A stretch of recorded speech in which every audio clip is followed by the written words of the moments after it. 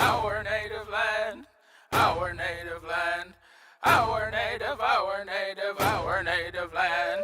Hiya, hiya, our native land.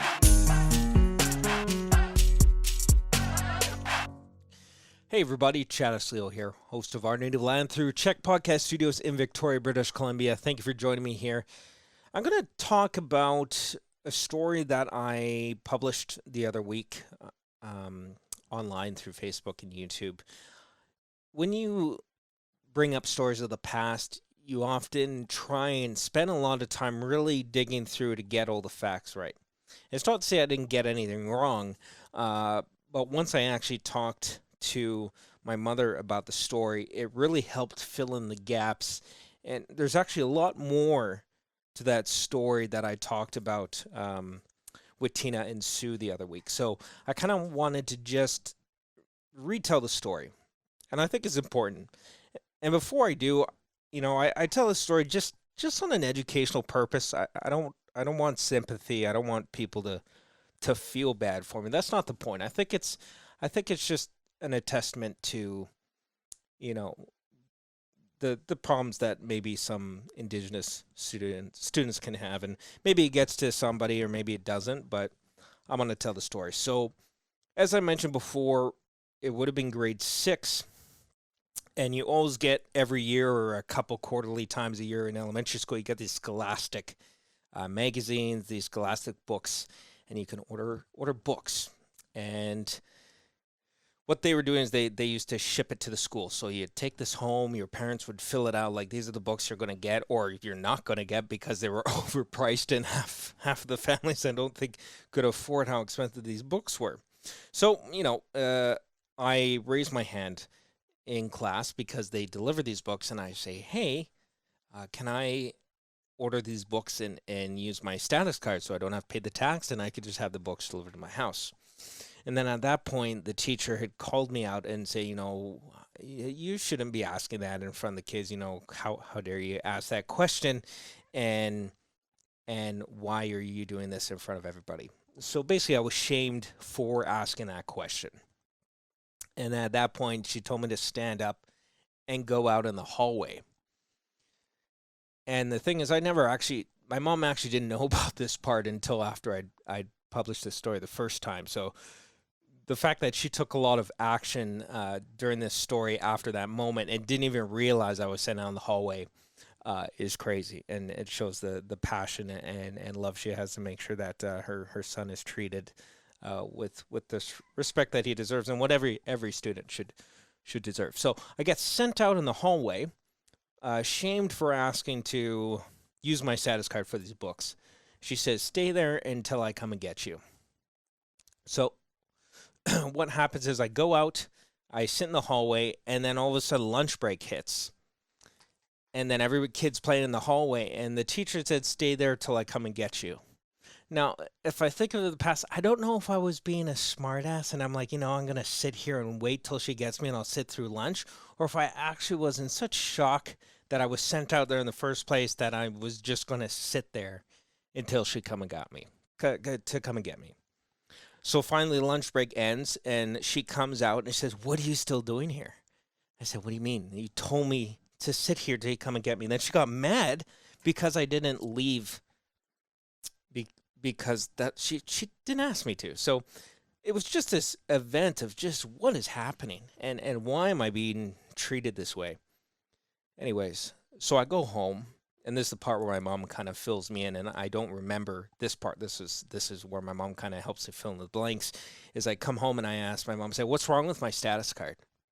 She said, what are you talking about? I was like, well, what's wrong with my status card? Is there something wrong with it? And she goes, no. And then I explained to her what happened. I left out the hallway part for some reason. I don't know why.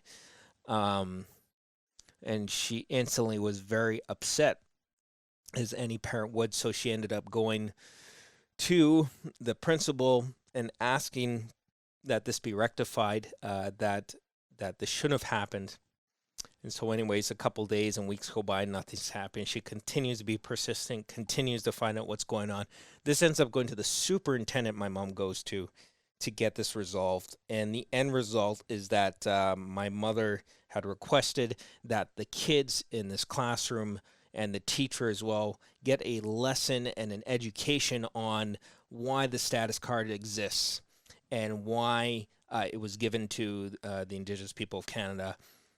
And so she basically made the school district teach this to the students, and they and then she made sure it happened. She was persistent, and then they said, "No, you don't have to come. It's okay. It's just for students." And my mother was like, "No, I'm coming to make sure that it is done." So, sure enough, my grades 5, 6 class got a lesson on the history of Indigenous people, residential school, why the status card was given, and why it exists.